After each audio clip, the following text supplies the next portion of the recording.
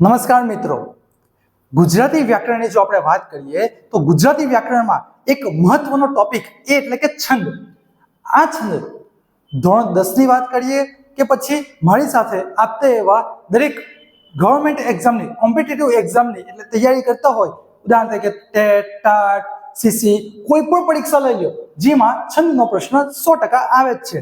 તો આ છંદ કઈ રીતના યાદ રાખવા, આ છંદનું બંધારણ શું છે, કદાચ ઉદાહરણ આવડે છે તો બંધારણ નથી આવડતું, બંધારણ આવડે છે તો ઉદાહરણ નથી આવડતું, અને કઈ રીતના ઓળખવું એ ખ્યાલ નથી આવતો. તો મિત્રો, આજે આપણે સરસ મજાનું એક કોષ્ટક લઈને આવી ગયા છે, અને આ એક કોષ્ટક તમે જો આપણે ધ્યાનમાં રાખશું તો બધું જ એક કોષ્ટકની અંદર આવી જાય છે. તો સરસ મજાનું એક કોષ્ટક છે, જોઈએ કઈ રીતના છે. અલગ અલગ કલરમાં, અલગ અલગ અક્ષર વાઇઝ આપણે સૌથી પહેલા જે જોઈએ છે અક્ષરમેળ છંદ છે. આ અક્ષરમેળ છંદમાં 11 અક્ષર તો અલગ કલર છે, 12 અક્ષરના છે તો અલગ કલર છે, અલગ અલગ કલરમાં આપ્યા છે. સૌથી પહેલા આપણે જોઈએ 11 અક્ષરના છંદ. 11 અક્ષરના ટોટલ 4 છંદ છે: ઇન્દ્રવજ્રા, ઉપેન્દ્રવજ્રા, અને આ બંનેનું જો ભેગું કરીએ તો મળે છે ઉપજાતિ, અને ચોથો છંદ છે શાલિની. ઇન્દ્રવજ્રાની જો આપણે શરૂઆતમાં વાત કરીએ તો 11 અક્ષરનો છંદ છે, અને યતિ ક્યારે આવે છે? 5મા અક્ષરે, અને એનું બંધારણ શું છે? ત ત જ ગા ગા. યાદ કઈ રીતના રાખવું? ત ત જ ગા ગા. તો યાદ રાખવાનું કે ઇન્દ્ર ભગવાને તરત જ કીધું તું ગા ગા કર્યા જ કર. ત ર ત જ ગા ગા, તરત જ ગા ગા એટલે શું થઈ ગયું? ત ત જ ગા ગા. એને ઓળખવાનું કઈ રીતના? તો કે એનો પ્રથમ અક્ષર કેવો આવશે? ગુરુ આવશે, અને એનું ઉદાહરણ શું છે? સંસારને સાગર કિનારે. પછી આવે છે ઉપેન્દ્રવજ્રા. ઉપેન્દ્રવજ્રાના અક્ષર છે 11, યતિ આવે છે 5મા નંબરે, અને એનું બંધારણ છે જ ત જ ગા ગા. એટલે યાદ કઈ રીતના રાખવું બંધારણ? જેમ તેમ જ ગા ગા, જેમ તેમ જ ગા ગા કર્યા કર. બસ આવું આપણે યાદ રાખશું ને તો તરત જ એનું બંધારણ યાદ રહેશે, જ ત જ ગા ગા.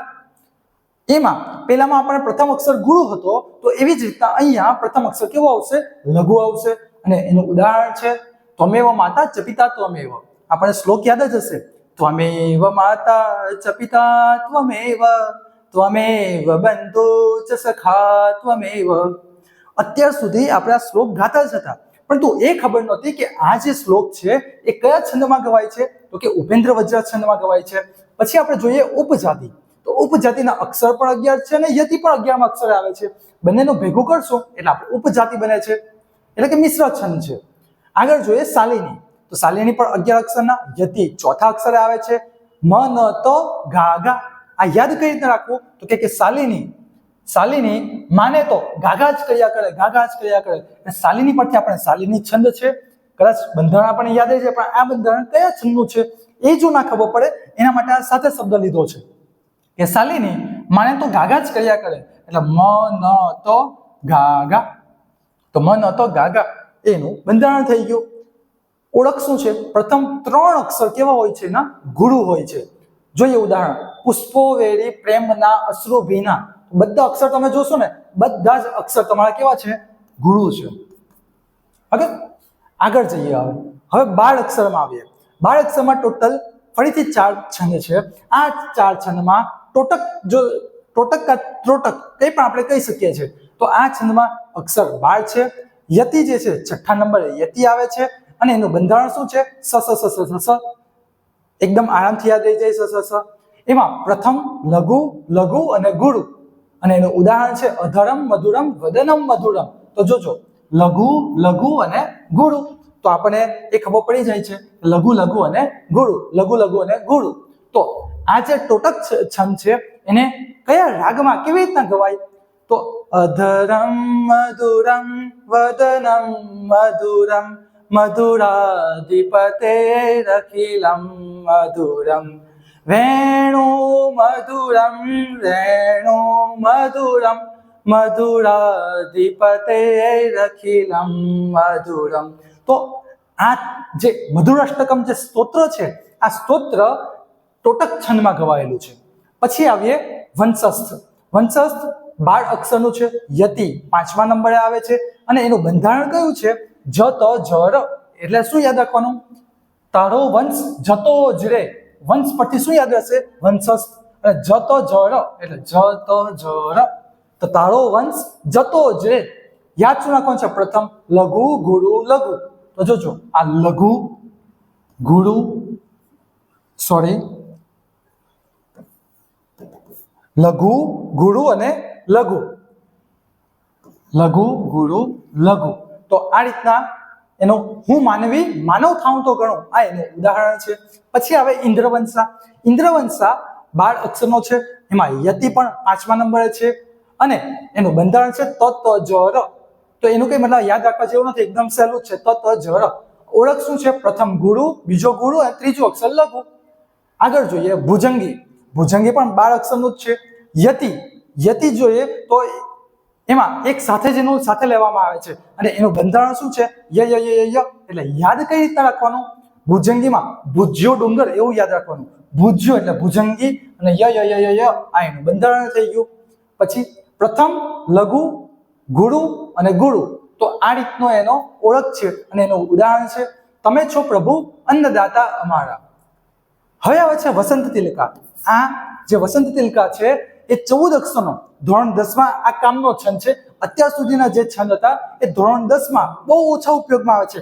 હવે પછીના જે છંદ આવે છે એ બધા ધોરણ 10 માટે ખૂબ જ ઉપયોગી છે. વસંત તિલકા 14 અક્ષરનો છંદ છે અને યતિ એની 8 છે. તો એનું બંધારણ શું છે? તભજ ગાગા. તભજ ગાગા યાદ રાખવાનું. વસંત તિલકા, તભજ ગાગા, તભજ ગાગા, તભજ ગાગા. એક સાથે આપણે બોલતા રહીશું એટલે આરામથી યાદ રહી જશે.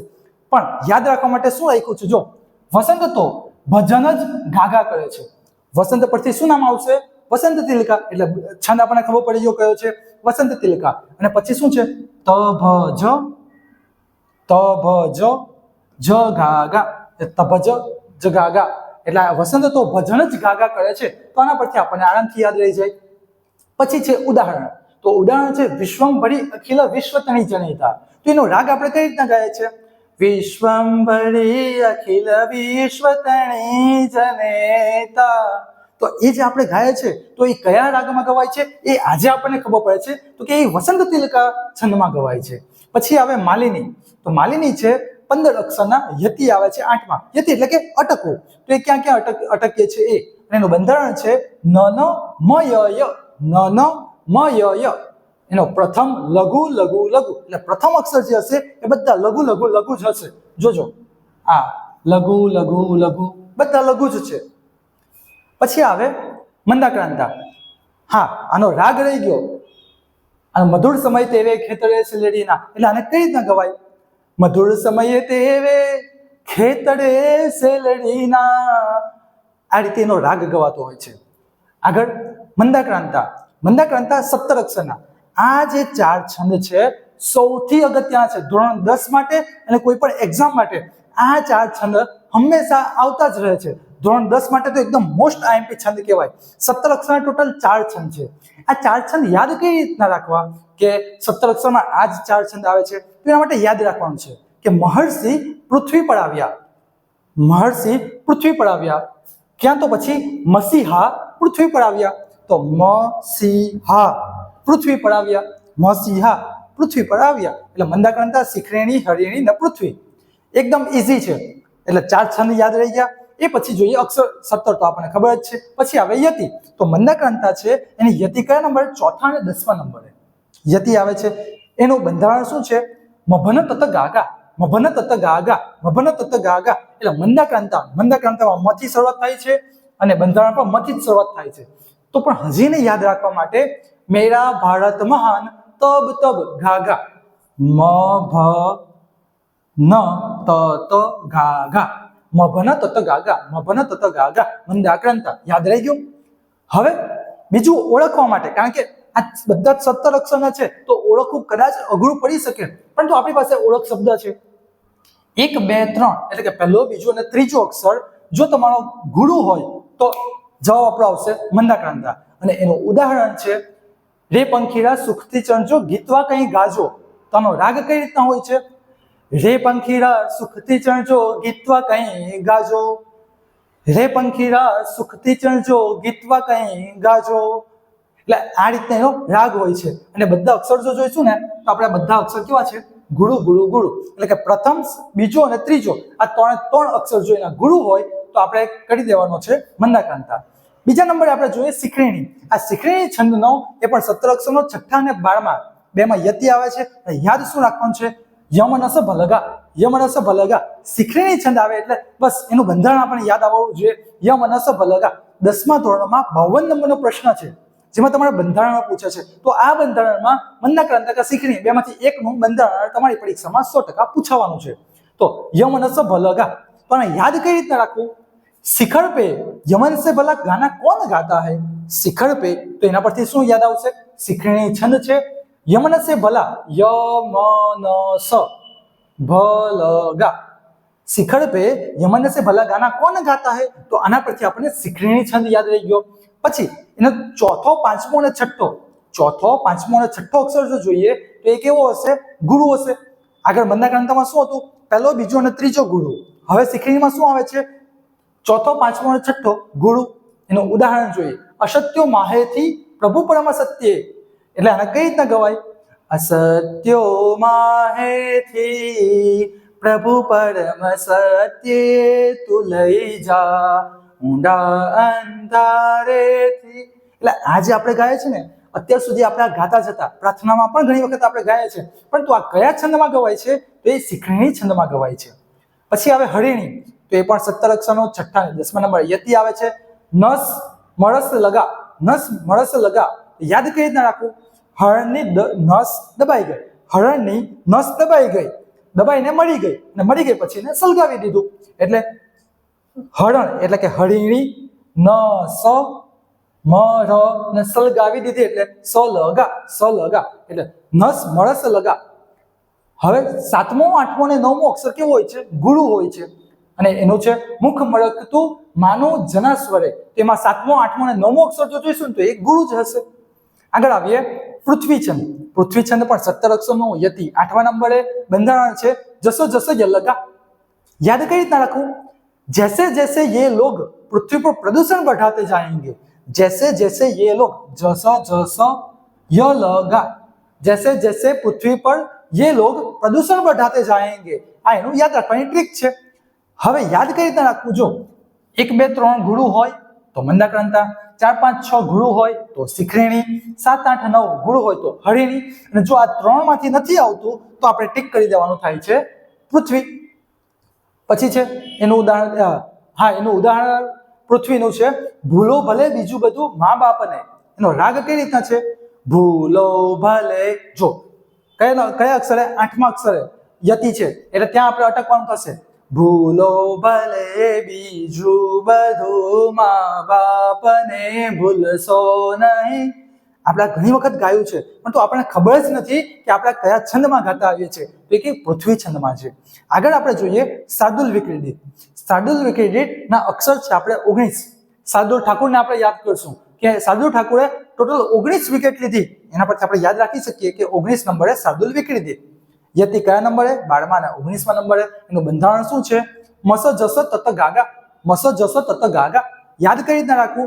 માસી જશે તું તો ગા, માસી જશે તો તો ગા, મસ જસ તત ગા, માસી જશે તું તો ગા. પછી છે પ્રથમ 3 અક્ષર એના કેવો હોય છે? ગુરુ જ હોય છે. અને એનું ઉદાહરણ શું છે? યા કુંદેન્દુ તુષાર હાર ધવલા યા શુભ્રવસ્ત્રાવૃતા યા વીણાવર દંડ મંડિત કરા. એટલે આ જે શ્લોક જે છે, આ શ્લોક આપણે કયા છંદમાં ગાયા છે? તો કે શાર્દુલ વિક્રીડિત છંદમાં ગાયા છે. પછી આવે છે સ્ત્રકધરા. આ સ્ત્રકધરા 21 નંબરનો. આ 21 નંબર યાદ કઈ રીતે રાખવું? અરે સ્ત્રકધરામાં જ 21 લખ્યું છે. જો બગડો અને એકડો, સ્ત્રકધરા 7મા અને 14મા નંબરે. પછી એનું બંધારણ છે મળ ભન ય, એટલે મોળ ભની ય.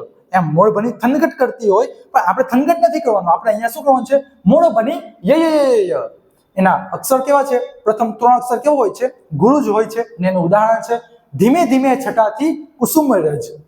આગળ આપણે આવીએ મનહર છંદ. આ મનહર છંદમાં ટોટલ 31 અક્ષર હોય છે. અને આ 31 અક્ષર જે છે, આ છંદને સંખ્યામેળ છંદ પણ કહેવાય છે, કારણ કે એનું કોઈ બંધારણ નથી હોતું. અહીંયા લખ્યું છે આ સંખ્યામેળ છંદ કહેવાય, એને બંધારણ ન હોય. પહેલી પંક્તિ 16 અક્ષરની, બીજી પંક્તિ છે 15 અક્ષરની, એટલે 16 ને 15 31 થઈ ગયા. એનો છેલ્લો 31મો અક્ષર કેવો હોય છે? ગુરુ હોય છે. ને એનું ઉદાહરણમાં છે જિસકી બીવી છોટી ઉસકા ભી બડા નામ હૈ. લાવારીસ મૂવી કોઈ જોયું હશે, અમિતાભ બચ્ચનનું. આ લાવારીસ મૂવીમાં જે આ સોંગ છે, ગીત છે, એની અંદર આ રીતના ગાવામાં આવે છે, જિસકી બીવી છોટી ઉસકા ભી બડા નામ હૈ, જિસકી બીવી છોટી ઉસકા ભી બડા નામ હૈ. એટલે એ જે ગાવામાં આવ્યું છે ને, એ જે કયા છંદમાં ગાવામાં આવ્યું છે? મનહર છંદમાં ગાવામાં આવ્યું છે. એ પછી અનુષ્ટુપ છંદ જોઈએ. આ અનુષ્ટુપ છંદના અક્ષર છે 32 અક્ષર છે. એમાં ટોટલ 4 ચરણ આવે છે. 8 અક્ષરના 4 ચરણ આવે છે. અને એ 4 ચરણની જો આપણે વાત કરીએ, 2 ચરણ ભેગા થઈને એક પંક્તિ બને છે. 2 ચરણ ભેગા થઈને એક પંક્તિ બને છે. તો એમાં પણ પહેલા અને ત્રીજા ચરણમાં લઘુ ગુરુ ગુરુ અને બીજા અને ચોથા ચરણમાં લઘુ ગુરુ લઘુ. આ એનું ઓળખ છે. અને ઉદાહરણ છે વસુદેવ વસુતં દેવમ કંસચાણૂરમર્દનમ દેવકી પરમાનંદમ કૃષ્ણમ વંદે જગદ્ગુરુમ કર્મણ્યૈવાધિકારસ્તે મા ફલેષુ કદાચન મા કર્મ ફલ હેતુર્ભુ મા તે સંગસ્વ કર્મણિ. એટલે આ જે કઈ શ્રીમદ ભગવદ્ ગીતાના મોસ્ટ ઓફ જે શ્લોક છે એ બધા શ્લોક આપણે અનુષ્ટુપ છંદમાં ગવાય છે. જે કોઈ શ્લોક છે, સ્તોત્ર છે, એ બધા આપણા અનુષ્ટુપ છંદમાં ગવાય છે. તો કેવું લાગ્યું? અક્ષરમેળ જે છંદ જે હતા એના આપણે ઉદાહરણ પણ જોયા, યાદ રાખવાની ટ્રીક પણ જોઈ, બંધારણ પણ જોયું અને છંદ પણ જોયું. સાથે સાથે ફટાફટ આપણે જોઈ લઈએ માત્રામેળ છંદ. આ માત્રામેળ છંદમાં ચોપાઈ, દોહડો, સોરઠો, હળીગીત, સવૈયા અને ઝુલના ટોટલ આ રીતના 3 ને 2 3 6 છંદ છે.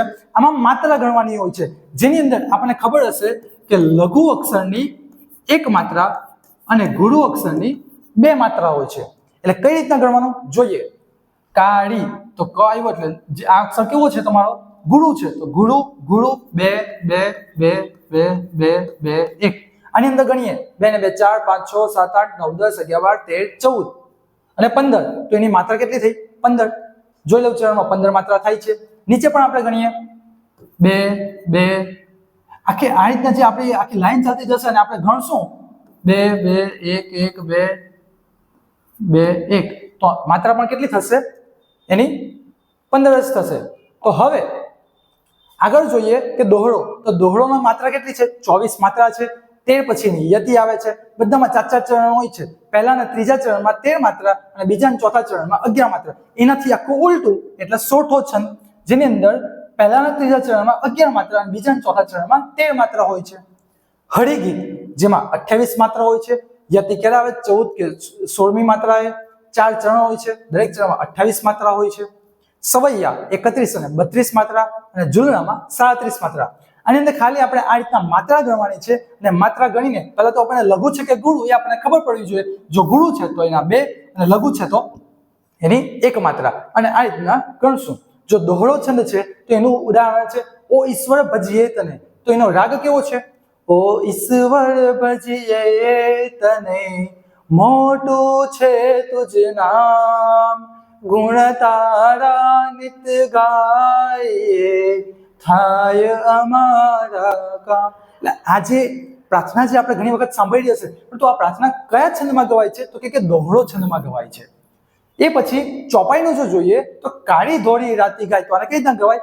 કાળી ધોળી રાતી ગાય પીએ પાણી ચડવા જાય. એને આ જ રીતના ગવાય. કાળી ધોળી રાતી ગાય પીએ પાણી ચડવા જાય. આના કરતા બીજા પણ ઘણા આપણી પાસે ઉદાહરણો હશે. તો આ જ ઉદાહરણને આ જ રાગ સાથે આપણે ઘરે પ્રેક્ટિસ કરવાની છે. પછી ઝુલના છંદ છે તે 37 છે. યતિ પણ આપણે જોઈ લીધું. 4 ચરણ છે. દરેક ચરણમાં 37 માત્રા હોય છે. અને જાગને જાદવા કૃષ્ણ ગોવાળિયા તુજ વિના ધ્યાનમાં કોણ જશે. અને આજે ચોપાઈ છંદની જે વાત કરીએ તો હજી યાદ કઈ રીતના રાખવું? જો ચોપાઈમાં 5 અને 1 આવે છે, 1 અને 5. તો અહીંયા પણ 1 અને 5 છે જ. અને બીજી વાત કે અખોના જે છપ્પા છે એ છપ્પા પણ ચોપાઈ છંદમાં જ ગવાયા છે. અને આપણી જે હનુમાન ચાલીસા જે છે, આ હનુમાન ચાલીસામાં પણ ચોપાઈ છંદનો જ ઉપયોગ કરવામાં આવ્યો છે. તો મિત્રો આ આપણે બંને પ્રકારના આપણે છંદ જોયા, અક્ષરમેળ છંદ અને માત્રામેળ છંદ. તો આ છંદની ઇન્ફોર્મેશન ખાલી આટલા એક જ ટેબલ આપણે ધ્યાનમાં રાખશું ને તો આખો છંદ આપણને આવડી જશે. તો કેવું લાગ્યો આ વિડીયો? એકવાર કોમેન્ટ બોક્સમાં જરૂરથી જણાવજો કે આ છંદ શીખવા માટે એકદમ બધા ઉદાહરણો આપણે જાતે એકવાર કરશું ને તો આપણને વધારે આવડી જશે. તો આ વિડીયો કેવો લાગ્યો એક વખત કોમેન્ટમાં જણાવજો, અને તમારી સાથે જે કોઈ પણ મિત્રો આ રીતની તૈયારી કરી રહ્યા છે, છંદ નથી આવડતા, છંદ અઘરા લાગે છે, તો આ વિડીયો તરત જ એમને શેર કરી દો અને લાઈક આપી દો. Thank you.